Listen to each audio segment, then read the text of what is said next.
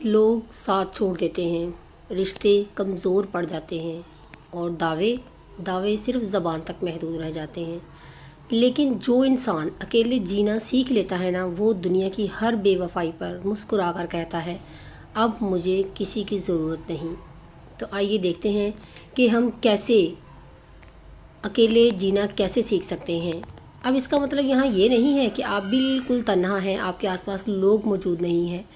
بعض اوقات ایسا ہوتا ہے کہ ہمارے ارد گرد لوگ موجود ہوتے ہیں جو ہمیں دکھ دیتے ہیں، جو ہم سے بے وفائی کرتے ہیں، جن سے ہم خوشی کی امید رکھتے ہیں، اچھے لہجے کی امید رکھتے ہیں، لیکن ہمیشہ نا امیدی ہوتی ہے۔ تو اس صورت میں جب آپ اکیلے جینا سیکھ لیتے ہیں نا، اندر سے طاقتور ہو جاتے ہیں، تو آپ کو کسی کی ضرورت نہیں پڑتی۔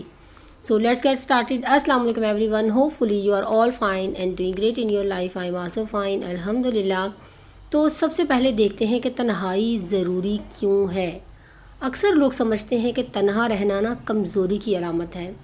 ہم کمزور ہیں، لوگ ہمارے ساتھ رہنا پسند نہیں کرتے، شاید ہم اچھے نہیں ہیں۔ لیکن جو حقیقت ہے نا، اس کے بالکل برعکس ہے۔ تنہائی وہ استاد ہے جو انسان کو خود سے ملواتا ہے، اسے اس کی اصل پہچان دیتا ہے۔ جب ہم اکیلے ہوتے ہیں نا، تو ہمارے پاس کسی اور کی نہیں بلکہ صرف اپنی آواز سننے کا موقع ہوتا ہے۔ یہ ایک ایسا وقت ہوتا ہے جب ہم دل کی گہرائیوں سے خود سے بات کرتے ہیں۔ اکیلا رہنا آپ کو یہ سکھاتا ہے کہ آپ کی جو طاقت ہے نا، وہ آپ کے اندر ہے، باہر نہیں۔ قرآن پاک میں حضرت یوسف علیہ السلام کا ذکر آتا ہے، جنہیں ان کے بھائیوں نے کنویں میں پھینک دیا۔ وہ کئی سال قید میں اکیلے رہے، لیکن وہی تنہائی ان کے لیے رب سے قربت، شعور اور بادشاہت کا ذریعہ بنی۔ جب ہم ہر وقت دوسروں کے ساتھ جڑے رہتے ہیں نا، تو ہمیں اپنی خامیاں، کمزوریاں اور اصل سوچ کو پہچاننے کا موقع ہی نہیں ملتا۔ ہم کیا کرتے ہیں، ہم اپنی زندگی دوسروں کے طریقے سے جینے لگتے ہیں۔ جیسا لوگ ہمیں بتاتے ہیں، ہمارے بارے میں خیال کرتے ہیں نا، ہم ویسا ہی خود کو سمجھنے لگتے ہیں۔ جو لوگ ہماری جیسی خامیاں یا کمزوریاں ہمیں بتاتے ہیں نا کہ تم ایسی ہو، تم کچھ کر نہیں سکتی، تو ہم سمجھتے ہیں ہم واقعی کمزور ہیں، ہم میں بہت سی خامیاں ہیں۔ لیکن جو تنہائی ہے نا، وہ وقت دیتی ہے جب ہم اپنے آپ سے پوچھ سکتے ہیں کہ میں کیا چاہتا ہوں، میری ترجیحات کیا ہیں، میں کس چیز سے خوش ہوتا ہوں۔ جیسے اگر آپ دیکھیں کہ جب کوئی نوجوان لڑکا یا لڑکی یونیورسٹی یا جاب کے لیے دوسرے شہر جاتا ہے نا، تو شروع میں اسے اکیلے پن کا احساس ہوتا ہے، اسے اکیلا پن خوف زدہ کر دیتا ہے، لیکن کچھ مہینوں بعد وہی تنہائی اس کو ایک مضبوط، خود مختار اور سمجھدار انسان میں بدل دیتی ہے۔ قرآن پاک میں بھی اللہ پاک فرماتا ہے، اور وہ اللہ تمہارے ساتھ ہے جہاں کہیں بھی تم ہو۔ اب آتے ہیں دوسرے پوائنٹ کی طرف کہ لوگ ساتھ کب چھوڑتے ہیں۔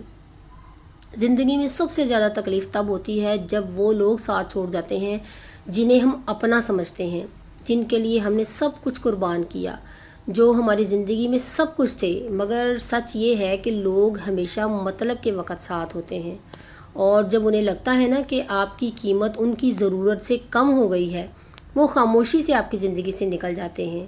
یہ دنیا ہمیشہ سے ہی ایسی رہی ہے۔ حضرت ایوب علیہ السلام کو دیکھیں، جب ان پر آزمائش آئی تو قریبی لوگ بھی دور ہو گئے، لیکن اللہ کے قریب وہی وقت آیا جب سب نے چھوڑا۔ یہ ہمیں سکھاتا ہے کہ انسان پر سب سے بڑا انعام تنہائی ہوتی ہے۔ کیونکہ وہ اسے رب سے جوڑ دیتی ہے۔ آپ کو پتہ ہے نا، جب ہم اکیلے ہوتے ہیں تو ہمیں اللہ پاک کی یاد آتی ہے، اور اللہ کے قریب ہو جاتے ہیں، دل سے اللہ پاک سے دعا کرتے ہیں، روتے ہیں، اور اس ٹائم ہمیں احساس ہوتا ہے کہ ہمارے اندر کتنی طاقت ہے، اور اللہ پاک ہمارے ساتھ ہے ہمیشہ۔ یہ سمجھنا ضروری ہے کہ جو لوگ آپ کو صرف اپنی سہولت کے وقت یاد کریں نا، ان سے فاصلہ رکھنا ہی بہتر ہے، اور جو آپ کی خاموشی کو سمجھیں، آپ کی آنکھوں سے درد پڑھ لیں، وہی اصل رشتہ ہے۔ قرآن پاک میں بھی اللہ پاک فرماتا ہے، اِنَّ مَعَ الْعُسْرِ یُسْرًا، یقیناً ہر تنگی کے ساتھ آسانی ہے۔ اب آتے ہیں تیسرے پوائنٹ کی طرف، اکیلا پن اور خود شناسی۔ اکیلا پن ایک ایسا شیشہ ہے کہ جس میں انسان پہلی بار اپنی روح کو دیکھتا ہے، اسے اپنے اندر کے خالی پن کا احساس ہوتا ہے۔ یہ احساس ظاہری طور پر تو تکلیف دہ ہوتا ہے، مگر یہی احساس اسے خود کی تلاش کے سفر پر نکال دیتا ہے۔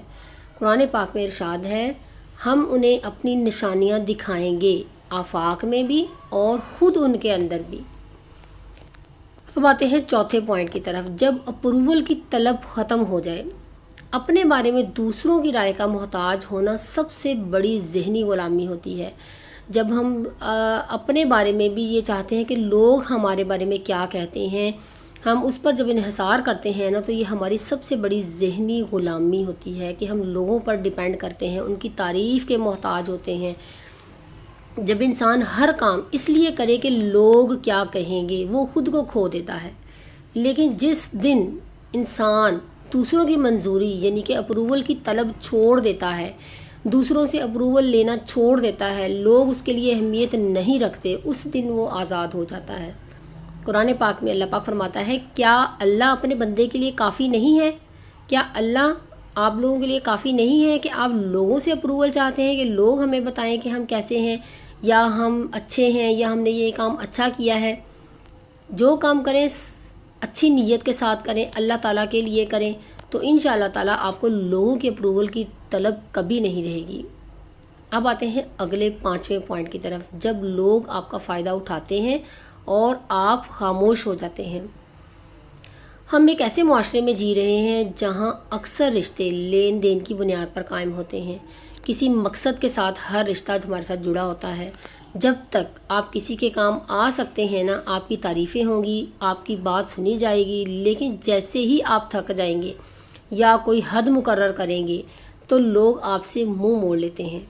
ایسے حالات میں خاموشی اختیار کرنا کوئی کمزوری نہیں ہے بلکہ حکمت ہے۔ یہ آپ کو ایک نیا انداز فکر دیتا ہے کہ کب رکنا ہے اور کب تعلق کو توڑ دینا ہے۔ قرآن مجید میں اللہ پاک فرماتا ہے، کمزور نہ پڑو اور غم نہ کرو، تم ہی غالب رہو گے اگر تم مومن ہو۔ یعنی کہ اگر آپ سچائی پر ہیں تو آپ کبھی بھی جو ہے نا کوئی آپ کو پیچھا نہیں دکھا سکتا، آپ کبھی کمزور نہیں پڑ سکتے۔ اب آتے ہیں چھٹے پوائنٹ کی طرف، اکیلا رہنا کیسے انسان کو روحانی طاقت دیتا ہے۔ اکیلا پن نہ صرف دنیاوی طور پر انسان کو مضبوط نہیں بناتا بلکہ اسے روحانی طور پر بھی طاقتور بناتا ہے۔ جب کوئی انسان تنہا ہوتا ہے، وہ دنیا کے شور سے دور ہو جاتا ہے اور اس کے کان صرف ایک آواز سننے لگتے ہیں، اللہ کی آواز، دل کے اندر سے آنے والی وہ پکار جو کہتی ہے رب کافی ہے۔ روحانی طاقت کسی جسمانی طاقت یا معاشرتی حیثیت سے کہیں زیادہ قیمتی ہوتی ہے۔ یہ طاقت انسان کو اس وقت سہارا دیتی ہے جب کوئی اور نہیں ہوتا۔ قرآن پاک میں ہے، بے شک اللہ کے ذکر سے دلوں کو سکون ملتا ہے۔ آپ نے دیکھا ہوگا کہ آپ جسمانی طور پر جتنے بھی طاقتور ہوں، معاشرتی طور پر آپ کتنے بھی امیر ہوں، لیکن اگر آپ اسپریچویلٹی کے حوالے سے مضبوط نہیں ہیں، آپ اللہ پاک کو یاد نہیں کرتے، اللہ تعالیٰ کے قریب نہیں ہیں، تو آپ کچھ بھی نہیں ہیں۔ لیکن آپ نے بہت سے لوگ ایسے دیکھے ہوں گے جو معاشرتی طور پر اتنے اسٹیبلش بھی نہیں ہوتے، بہت امیر بھی نہیں ہوتے، بلکہ بہت غریب لوگوں کو بھی میں نے ایسا دیکھا ہے کہ جو نا ہر حال میں اللہ تعالیٰ کا شکر ادا کرتے ہیں۔ وہ روحانی طور پر اللہ پاک سے اتنا ان کا تعلق گہرا ہوتا ہے کہ وہ جس بھی حالات میں ہوتے ہیں نا، وہ کہتے ہیں ہم بہترین ہیں، اللہ پاک کا دیا ہمارے پاس سب کچھ ہے، اور اللہ پاک شکر ادا کرنے والوں کو بہت نوازتا ہے۔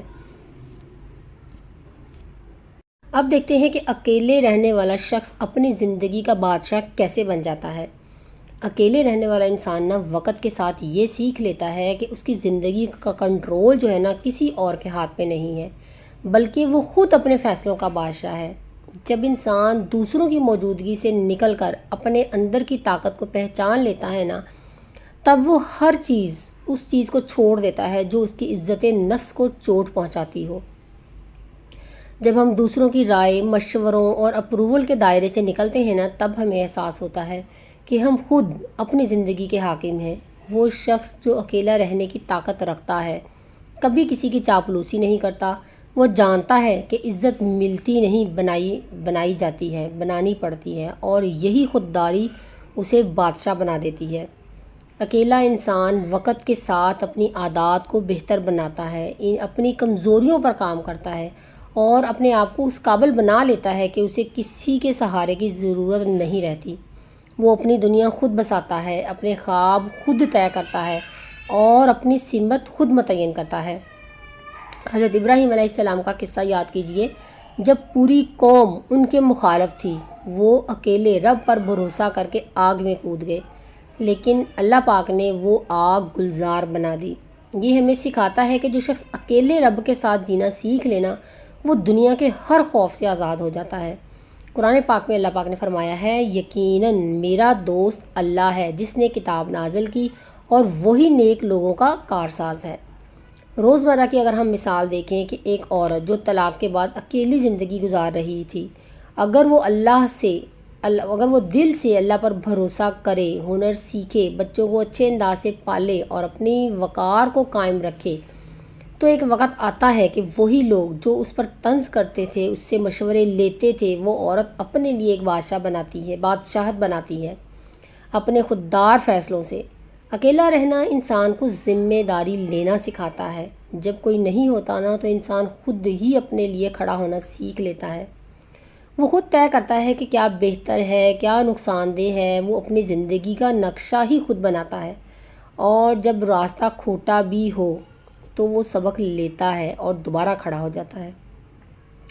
اکیلا شخص کبھی بھیڑ میں کھو نہیں جاتا، وہ جانتا ہے کہ اگر سب ساتھ چھوڑ دینا تو بھی وہ رب کے ساتھ ہے، اور اگر رب ساتھ ہو تو دنیا کی کوئی طاقت اسے گرا نہیں سکتی۔ لہٰذا اگر آپ اس وقت اکیلے ہیں تو اسے بدقسمتی مت سمجھیے، یہ وہ وقت ہے جب آپ اپنی زندگی کا اختیار خود سنبھال سکتے ہیں۔ آپ بادشاہ بن سکتے ہیں، کسی تخت پر نہیں، کسی محل میں نہیں، بلکہ اپنی خودداری اور خود اعتمادی کے تاج کے ساتھ۔ جب آپ اکیلے رہنا سیکھ لیتے ہیں نا تو پھر دنیا کی کوئی بھی تنہائی آپ کو توڑ نہیں سکتی، کیونکہ تب آپ جان چکے ہوتے ہیں کہ آپ کے رب کے سوا کوئی بھی ہمیشہ کے لیے نہیں ہے۔ So this is all about my today's vlog. امید ہے کہ آپ کو آج کا ولاگ پسند آیا ہوگا، اچھا لگا ہو تو لائک کیجیے گا، اور اگر آپ میرے چینل پر نیو ہیں تو سبسکرائب ضرور کیجیے گا۔ ملتے ہیں نیکسٹ ولاگ میں، تب تک کے لیے اپنا بہت سا خیال رکھیے گا، خوش رہیں، خوشیاں بانٹیں، دوسروں کی زندگیوں میں آسانیاں پیدا کریں۔ اللہ تعالیٰ آپ کی زندگی میں آسانیاں پیدا کرے گا انشاءاللہ تعالیٰ۔ اللہ حافظ۔